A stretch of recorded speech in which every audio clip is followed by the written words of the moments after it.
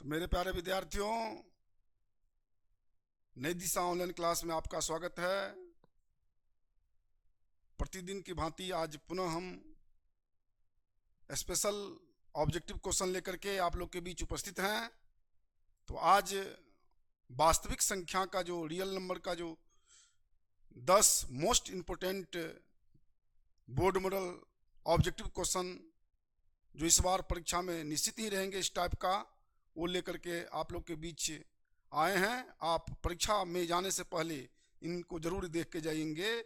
निश्चित ही 3 से 4 ऑब्जेक्टिव आप इस आधार पर कर सकते हैं, इस प्रैक्टिस के आधार पर। तो चलिए फटाफट पहला क्वेश्चन हम करने से पहला क्वेश्चन है, इनमें से कौन अपरिमेय संख्या है। मैं आपको बता दूं कि सबसे पहले अपरिमेय संख्या के बारे में जान लीजिए। सबसे पहले जो P बटे Q के रूप में, ध्यान देंगे, जो P बटे Q के रूप में, जो P बटे Q के रूप में व्यक्त नहीं किया जा सके, या जितने भी अभाज्य संख्या हैं उनका जो वर्गमूल होता है, ध्यान देंगे, जितने भी अभाज्य संख्याएं हैं, अभाज्य संख्या का वर्गमूल एक अपरिमेय संख्या होता है। कोई भी अभाज्य संख्या, और अभाज्य संख्या आप जानते हैं, सबसे पहले अभाज्य संख्या समझ लीजिए। बहुत विद्यार्थी अभाज्य संख्या को जान लीजिए। पहले अभाज्य संख्या आप इनको जान लीजिए, क्योंकि ये जो है अभाज्य संख्या को समझना बहुत जरूरी है। यदि आप रियल नंबर पढ़ रहे हैं और अभाज्य संख्या को नहीं जानते हैं तो आप अधूरा रह जाइएगा। अभाज्य संख्या क्या होता है समझ लीजिए इनको। जो संख्या स्वयं और एक के अलावे किसी अन्य संख्या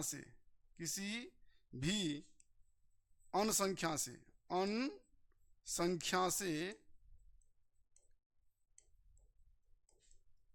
विभाजित नहीं हो, वह अभाज्य संख्या कहलाता है। वह अभाज्य संख्या कहलाता है। इनको आप लोग समझ लीजिए। और सबसे छोटी अभाज्य संख्या 2 होता है। 2, 3, 5, 7, 11, 13, 17, 10 ना चलते रहिए। सबसे छोटी तो इनको भी अभाज्य संख्या है। इनका जो वर्गमूल होगा, मैंने अभी भी बताया कि अभाज्य संख्या का वर्गमूल क्या होता है, एक अपरिमेय संख्या होता है। मैंने क्या बताया कि अभाज्य संख्या, कोई भी अभाज्य संख्या का, इसको यदि वर्गमूल चिन्ह दे देंगे तो ये क्या हो जाएगा, ये क्या है, अपरिमेय। ये क्या है, ऑलरेडी जितने भी अभाज्य संख्या है उनका वर्गमूल अपरिमेय होता है। तो ये तो बात आप जान गए। और यहां पर देख लीजिए, अब यह समझ लीजिए, जिसका पूरा वर्गमूल ज्ञात हो जाए वो परिमेय संख्या होता है। कोई भी संख्या जिसका पूरा वर्गमूल ज्ञात हो वो क्या होता है, वो होता है परिमेय संख्या। तो यहाँ परिमेय देखिए, यहाँ देखिए, ये √11 यहाँ देख लीजिए। 11 क्या है, आप जानते हैं 11 क्या है, अपरिमेय संख्या। और हमने बताया था कि अपरिमेय संख्या का वर्गमूल क्या होते हैं। अपरिमेय संख्या का वर्गमूल होता है अपरिमेय संख्या, क्या कहते हैं, अभाज्य संख्या का। अ से अभाज्य संख्या, अ से अपरिमेय, दिमाग में रख लीजिएगा, यहाँ ध्यान दीजिए। तो यहाँ देखिए, यह परिमेय संख्या यह है, क्यों, चूंकि पूरा इसका कितना होगा, 3 परिमेय संख्या। यहाँ देखिए, 4 का 16 का 4, 49 का कितना 7, ये क्या है, परिमेय संख्या है। पूरा वर्गमूल जिस संख्या का निकल जाएगा वो क्या नाम है, परिमेय संख्या हो जाएगा। यहाँ पूरा वर्गमूल निकला भी नहीं। और वैसे भी आप अल्टरनेट हम बता दिए कि कोई भी अभाज्य संख्या उसका वर्गमूल दिमाग में घुसा लीजिए आप लोग। कोई भी अभाज्य संख्या होगा उसका जो उस पर जो वर्गमूल चिन्ह रहेगा वो अपरिमेय संख्या ही होगा। कोई डाउट? चलिए आगे बढ़ते हैं। इनका आंसर क्या हो जाएगा, ए नंबर। इसको दिमाग में घुसा लीजिए। चलिए, और इस पर आधारित क्वेश्चन रहते हैं। एक क्वेश्चन इस पर जरूर फंसेगा, परिमेय अपरिमेय संख्या पर। इनमें से कौन परिमेय संख्या है, इनमें से कौन अपरिमेय संख्या है। चलिए अगला क्वेश्चन, सअभाज्य संख्याओं का मौसक क्या होता है। देखिए, स्वाभाज्य संख्या कहते किसको हैं उसको पहले समझ लीजिए। स्वाभाज्य संख्या जिस मतलब अब कोई अभाज्य संख्या जिसका मौसो क्या हो, एक हो, क्या हो, एक हो, उससे क्या कहते हैं हम लोग, स्वाभाज्य संख्या। जिसका मौसा एक हो उसे क्या कहते हैं, दो वैसे संख्या यानी कि दो युग्म, दो वैसा जोड़ा जिसका मौसा एक होता है उसे क्या कहते हैं, स्वाभाज्य संख्या। इसमें देख लीजिए स्वाभाज्य संख्या का मौसा क्या होता है, या तो हाँ इसमें क्या होगा, एक। B number. चलिए अगला क्वेश्चन करते हैं, देख लीजिए। निम्नलिखित में कौन अभाज्य संख्या है। और हम अभी आपको अभाज्य संख्या के बारे में कहे, आपको कहे अभी कि जब तक आप वास्तविक संख्या में अभाज्य संख्या को नहीं जानिएगा। अभाज्य संख्या क्यों किसे कहते हैं, जो एक और स्वयं के अलावा किसी दूसरे से विभाजित नहीं हो, वे क्या कहलाते हैं, अभाज्य संख्या। यहाँ देखिए 15 किसी से करता है, एक से करता है, 3 से करता है, 5 से करता है, 15 से करता है। एक के अलावा तो बहुत सारे संख्या से एक और स्वयं के अलावा 3 से भी कटाते, ये तो अभाज्य संख्या नहीं हुआ, ये नहीं ना हुआ। आप देखिए 23 देखिए, एक और 23 के अलावा दूसरे से करता है ही, तो ये क्या होंगे, अभाज्य संख्या। 12 देखिए, एक से करता है, 2 से करता है, 3 से करता है, 6 से करता है, 4 से करता है और 12 से। एक और स्वयं के अलावा कितने संख्या से कट गए, तो ये तो भाज्य संख्या हो गई, ये भी है ना, तो ये भी तो अभाज्य संख्या नहीं हुआ। 75 देखिए, 75 भी इस प्रकार से, एक से कटा, 3 से कटा, 5 से कटा, 15 से कटा, 25 से कटा, 75 से, है ना। इस तरह से एक और स्वयं के अलावा अन्य संख्या से भी विभाजित हो गया, तो ये भी अभाज्य संख्या नहीं है। ये सब क्या है, भाज्य संख्या। ये भी क्या है, भाज्य संख्या। ये क्या है, भाज्य संख्या। जो संख्या या भाज्य या यौगिक संख्या, देखिए सुन लीजिए, भाज्य और यौगिक संख्या समझ लीजिए, भाज्य या यौगिक संख्या। भाज्य या यौगिक संख्या क्या होता है समझ लीजिए, बहुत अच्छा क्वेश्चन है। भाज्य या यौगिक संख्या जो स्वयं और एक के अलावा किसी अन्य संख्या से भी, किसी अपने और स्वयं के अलावा किसी एको को संख्या अन्य संख्या से कट जाएगा, पूरा पूरी विभाजित हो जाएगा, तो वो भाज्य संख्या कहलाएगा। जैसे कि आप 15, 12, 75 देख रहे हैं, यहाँ पूछ रहा है अभाज्य संख्या, तो आराम से आपको आंसर होगा बी नंबर 23। चलिए समझ में आ गया, आप आगे बढ़े। चलिए, निम्नलिखित तो कौन परिमेय संख्या है। देखिए मैंने अभी परिमेय संख्या जो P/Q के रूप में हो, जो P/Q के रूप में हो, उसे क्या कहते हैं हम, परिमेय संख्या। और जिस भी संख्या का पूरा वर्गमूल निकले वो परिमेय संख्या। जैसे अब यहाँ देखिए Q बराबर कभी भी 0 नहीं होना चाहिए, ये तो P/Q के रूप में होना ही चाहिए, लेकिन हर जो है जिसको ये क्या है, ये क्या है, अंश, और ये क्या होते हैं, हर। तो हर जो है कभी भी 0 नहीं, हर जो है ना 0 नहीं होना चाहिए, नहीं तो वो अर्थहीन हो जाएगा। चलिए अब यहाँ पर कह रहा है कौन परिमेय संख्या है, परिमेय संख्या पूछ रहा है ना। देखिए परिमेय संख्या पूछ रहा है, परिमेय संख्या देख लीजिए, तो मिला लीजिए एक बार। परिमेय संख्या देखिए, परिमेय संख्या पूछ, ये देखिए, ये अपरिमेय संख्या हो गया। क्यों, 7 का तो वर्गमूल निकलता है, लेकिन 101 का वर्गमूल नहीं निकलता है। देखिए यहाँ पर 49 का वर्गमूल कितना होगा, 7। अब ये भी अपरिमेय हो गया, अपरिमेय होगा, पूरा फ्री नहीं हुआ। देखिए यहाँ पर 32 दूना कितने हो, 64, तो √1 कितना, यानी कि 1/√2, ये भी क्या हो गया, अपरिमेय संख्या। फिर यहाँ पाइए 81 का तो 9 हो गया, लेकिन √91 फ्री नहीं हुआ है, ये भी पूरा वर्गमूल नहीं निकला है। यहाँ देखिए, यहाँ ये 98 और क्या है 128, इनको करके देखिए 2 से काटे, 2 छक्के 12, 2 चौके 8, और हाँ देखिए 49 का वर्गमूल कितना, 7, इसका 8 का 64 का वर्गमूल कितना, 8, पूरा वर्गमूल निकल गया। तो जिसका पूरा वर्गमूल निकल जाए वो परिमेय संख्या हो गया, जो P/Q के रूप में, P/Q के रूप में आ गया। चलिए ये क्या होगा, डी नंबर ना। चलिए अगला क्वेश्चन देखिए, दो संख्याओं का मौसा 25 है और लसा 50 हो तो संख्याओं का गुणनफल क्या होगा। और इस पर क्वेश्चन बराबर आते रहते हैं, ध्यान दीजिए। सबसे पहले क्या होता है, देखिए पहली संख्या, ध्यान दीजिए, पहली संख्या देख रहे हैं, पहली संख्या गुने दूसरी संख्या बराबर लॉस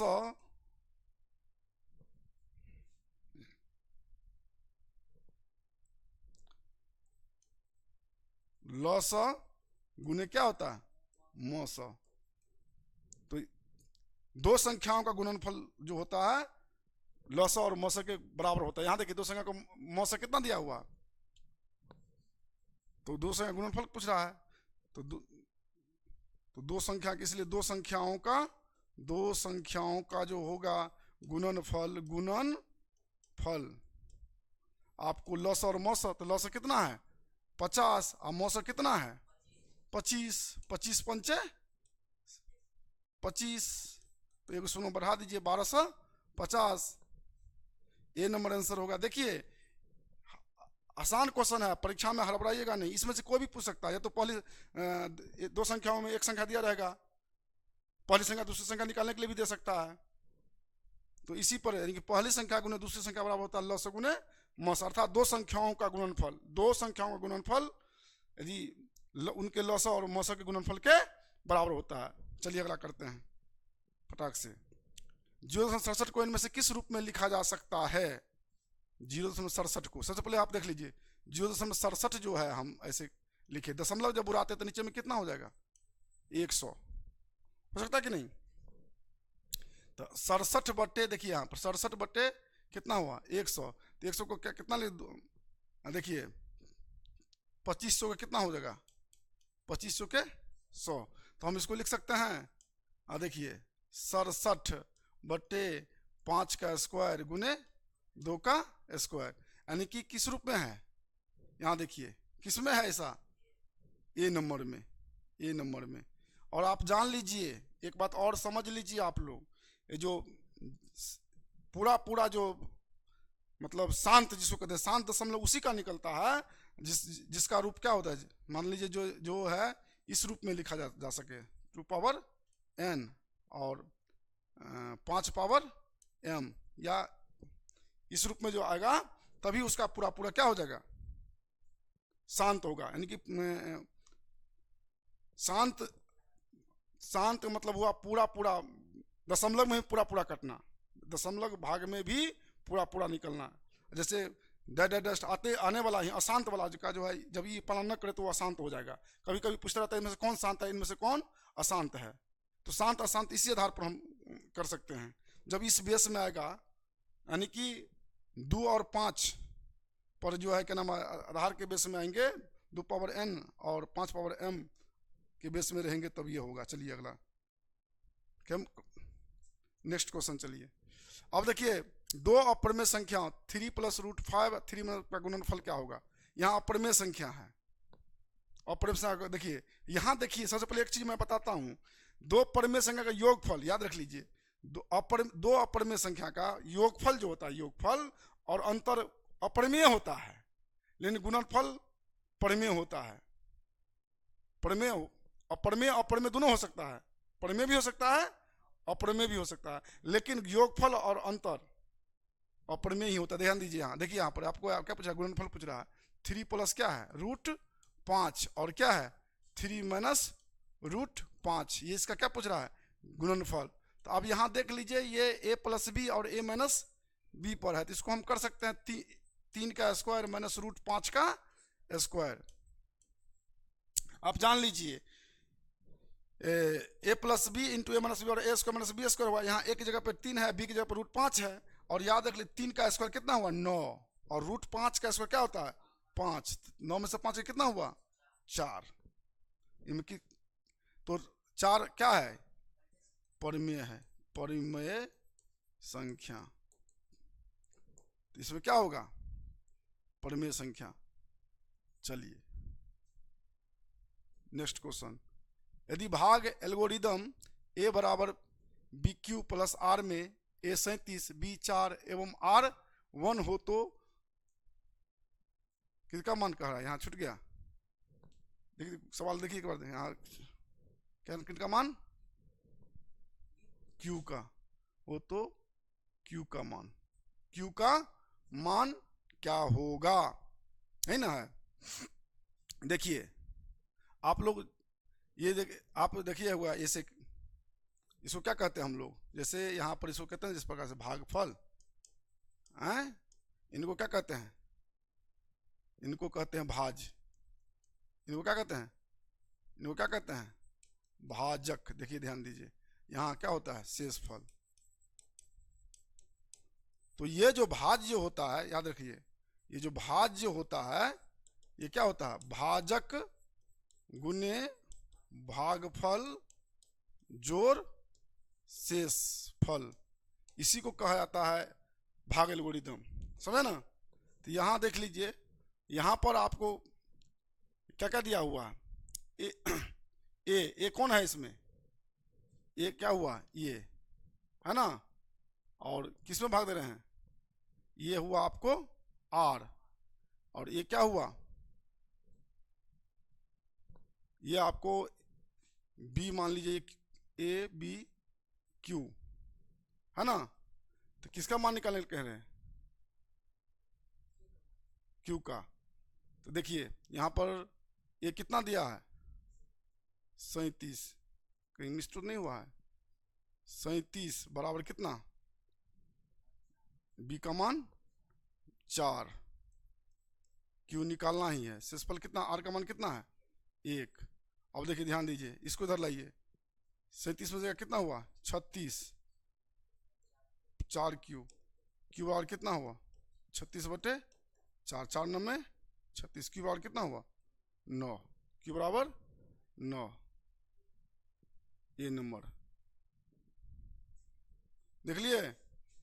देखिए सबसे पहले आप जानते हैं भाज्य बराबर होता है भाजक गुने भागफल, है ना, कि ए यहाँ यही होता है ए बी क्यू। चलिए भाग लेमा ए बराबर बी क्यू प्लस आर में ए बराबर 0 तब होगा,